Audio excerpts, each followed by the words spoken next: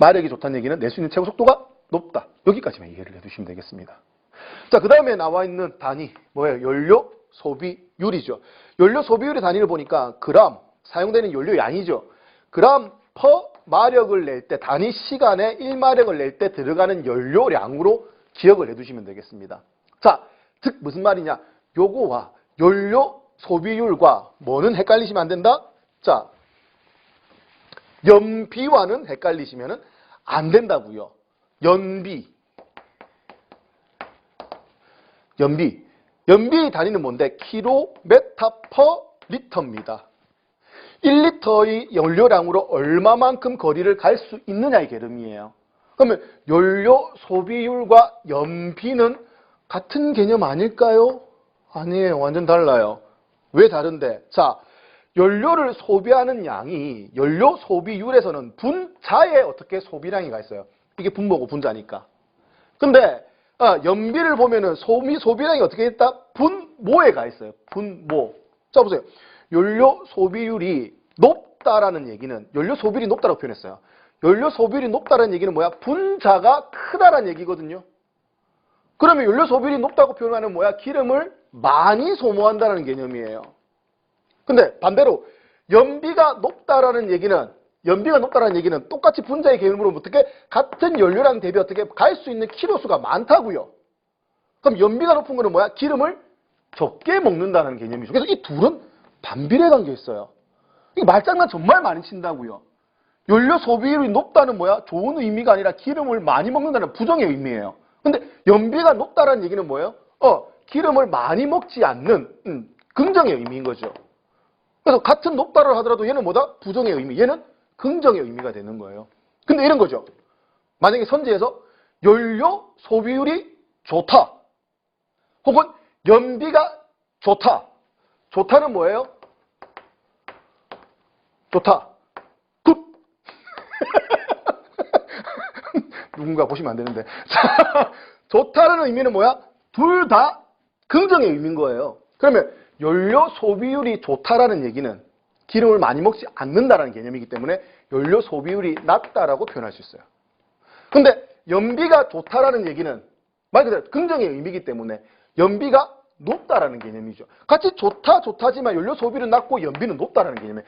요거 말장난 많이 나오니까 절대 헷갈리지 않게끔 정리를 해주시면 되겠습니다. 연료 소비율은 결과적으로 뭐야? 낮은 게 좋아요. 연비는 뭐야?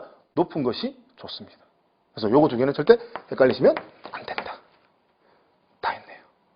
그래서 그래프에 나와 있는 내용은 웬만큼 다 정리를 해드렸습니다. 그래서 자, 이게 뭐다? 성능 곡선도라고 했어요. 성능 곡선도는 뭐 하는 건데, 내가 엔진을 만들었어. 나 엔진 정말 잘 만들었어. 한번 봐주세요.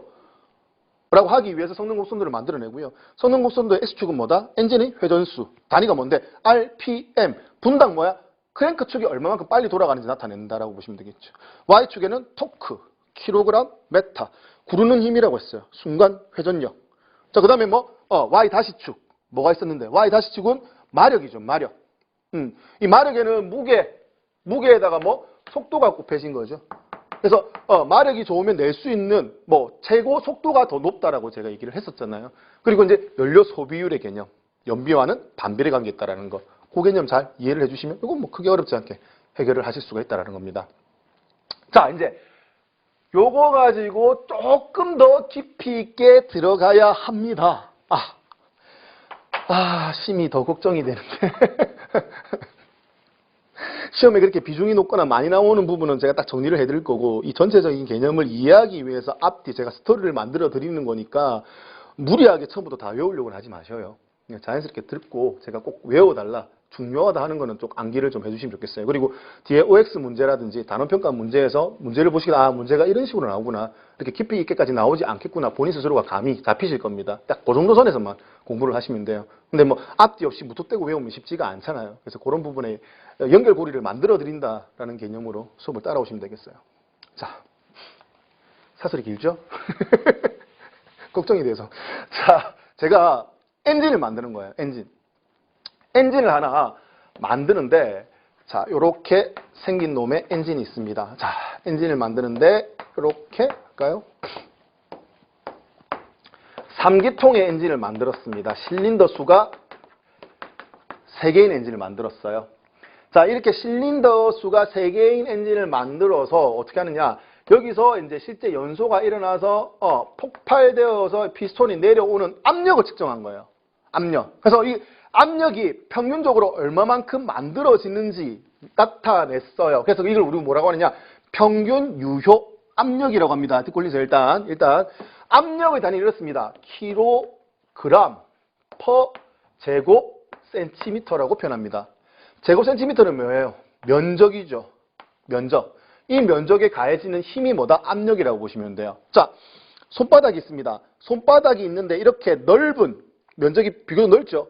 넓은 놈으로 내가 10kg 힘으로 손바닥을 눌렀어요. 단위 면적당 10kg의 힘으로 이렇게 눌렀을 때 별로 아픔을 느끼지 못해요. 근데 만약에 똑같은 조건으로 내가 10kg의 힘으로 누르는데 뾰족한 놈으로 10kg의 힘으로 누르면 어떻게 된다? 아프죠.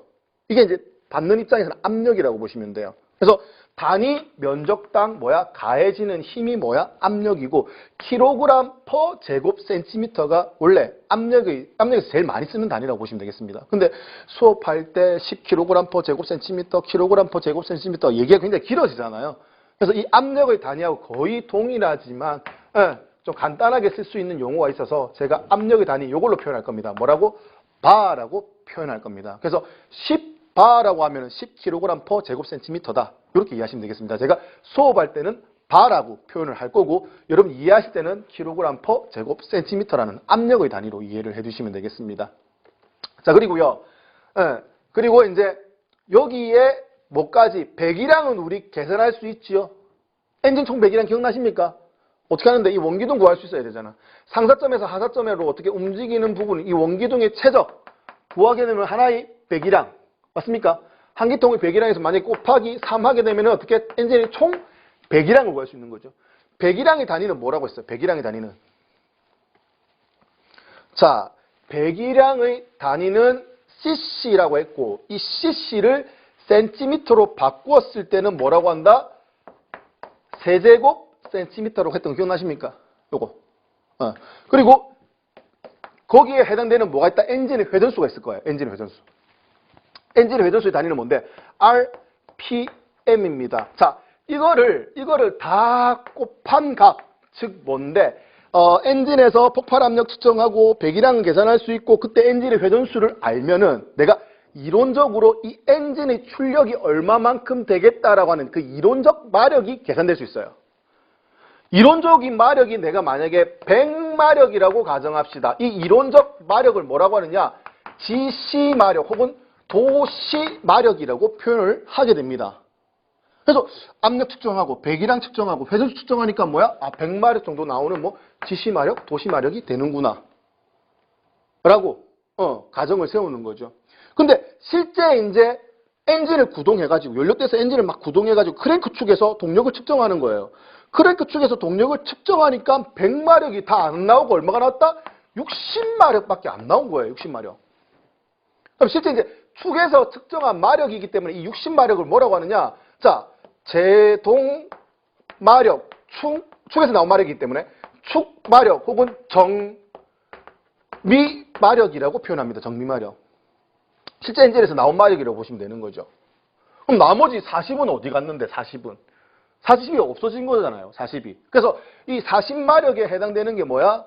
잃어버렸으니까 무슨 마력? 손실 마력. 이 손실이 생긴 게 어디서 생겼다고 보느냐? 자, 아까 실린더가 있었고 실린더 위아래로 움직이는 걸 뭐라고 한댔어요? 피스톤이라고 한댔죠. 피스톤. 그러면 이 피스톤과 실린더가 만약에 면 접촉을 해가 딱 붙어가지고 면으로 움직이게 되면 어떻게 된다? 손 비비면은 때가 나오는, 마찰이 엄청나게 크다는 얘기죠.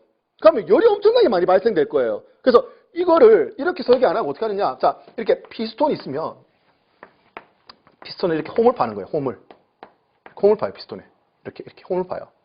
자, 이쪽도 마찬가지죠. 피스톤은 홈을 파요. 이렇게 그림 못 그리죠. 그래서 제가 플래시를 많이 써요. 그림도 많이 쓰고요. 그래서 피스톤 홈을 파가지고요. 이렇게 홈을 파서 어떻게 하냐? 이렇게 동그란 링을 끼워요.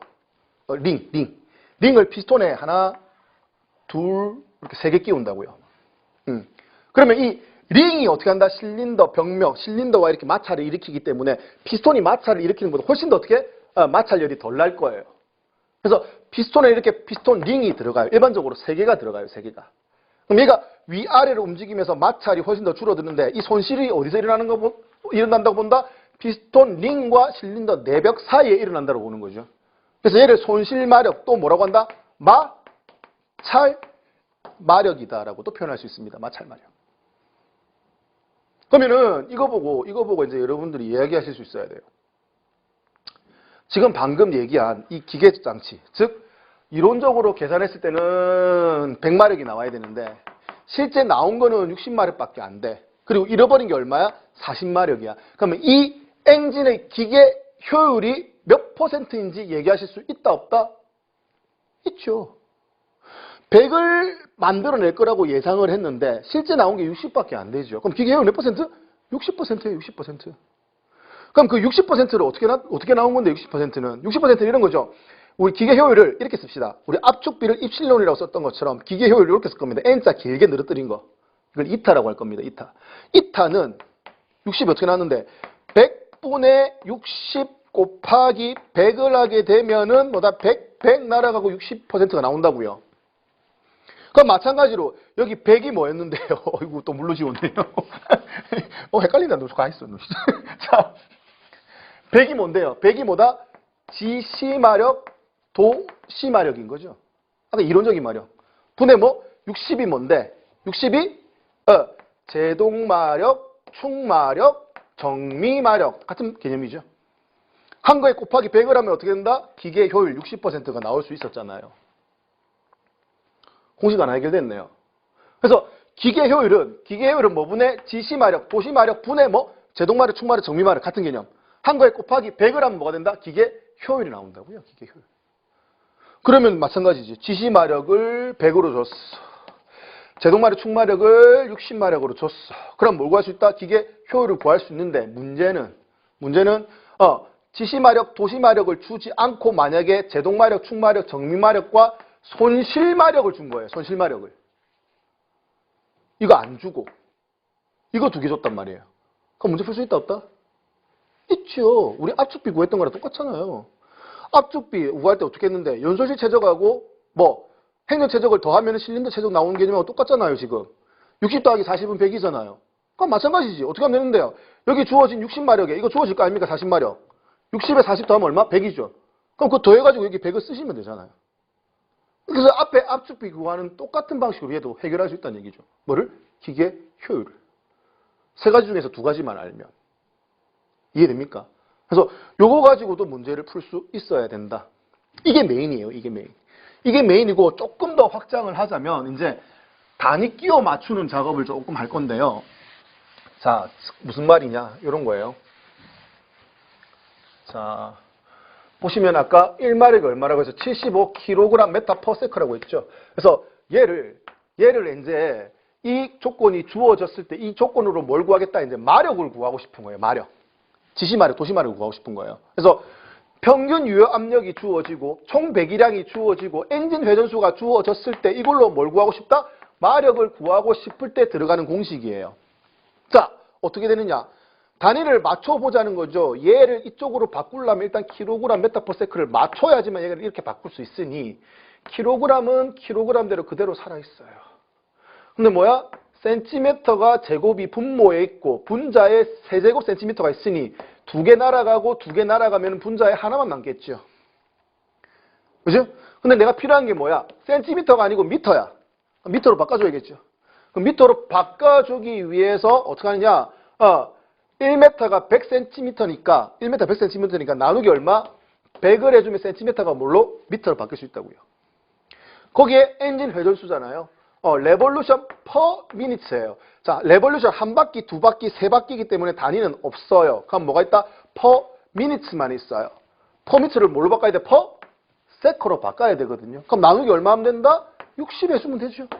그럼 퍼 미니트가 뭘로 바뀐다? 퍼 세커로 바뀌어요.